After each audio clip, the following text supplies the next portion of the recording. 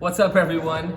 How are you all doing? We are doing these 5-minute training videos once a month over the rest of the school year. We want to help equip you as small group leaders to make the most of your time. That's really the point of these. So 5-minute trainings, we'll have one this month and next month and then on from there. And today we want to talk about, since you just started small groups, we really want to talk about making the most of your time in your small group. I counted it up, it's like we have 22 times together with these kids. That's about 11 hours total. I know that may sound like a lot right now. That is nothing. It goes by so quick. So we want to make the most of your time with your kids. And when we talk about, today we're going to talk about setting boundaries and developing respect. And so just as a reminder, we talked about in youth leader training is we see 4 purposes for small groups. One is really developing relationships, being that mentor for your students. Secondly, we talk about the importance of discipleship, walking alongside your students, letting them know what it looks like to follow Jesus. And then after that, certainly we've got outreach and accountability. And we want you all to connect with your students, have them check in, see how their life's going.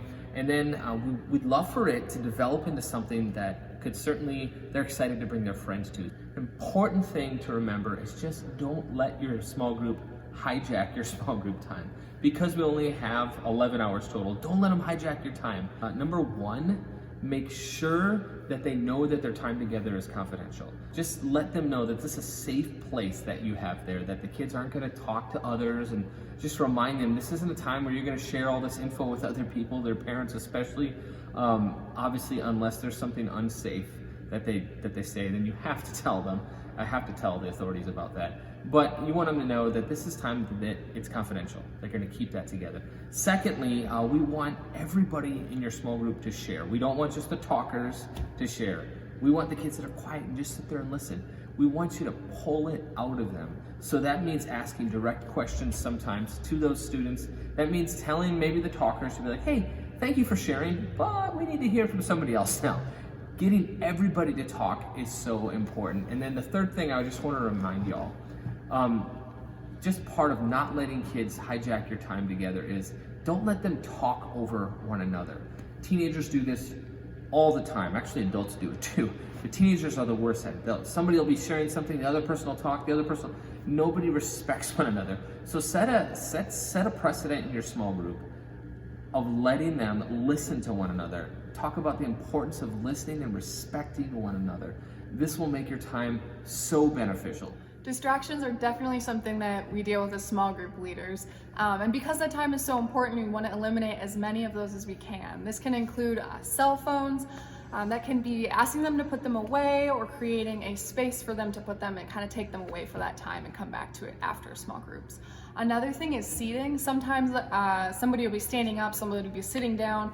If we can all be on the same level, that helps to engage everyone in the conversation. Every small group seems to have a challenging student. Here are some ways that we can help them to engage. One of them is to pull them aside, have a conversation, just clarify some expectations. Another is to definitely just go out of your way and intentionally connect with those students. That goes for all students in order to speak truth to them or have moments of correction. A relationship and the rapport from intentionally investing in each of them is super important. Another thing is to just remind students. We want them to engage and not be scared to talk, so that's going to require that we just have some different reminders as we go along the way so that we're on the same page. And lastly, we just want to remind you to be consistent in your small group time.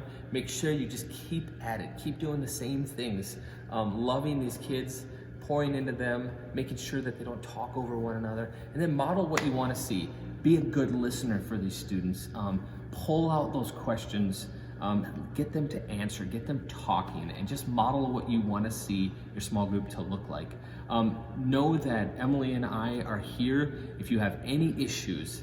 We would love to talk to you if your room is not good or there's a couple problem kids or things that you're just wrestling with. We're here to support. We want to encourage you. You are the backbone of this ministry, and it all runs because you're doing your job well. So we want to encourage you, we want to strengthen you. Let us know if there's any issues. Most importantly, don't let your students hijack your small group time. Make the most of those times, and this will be an amazing year.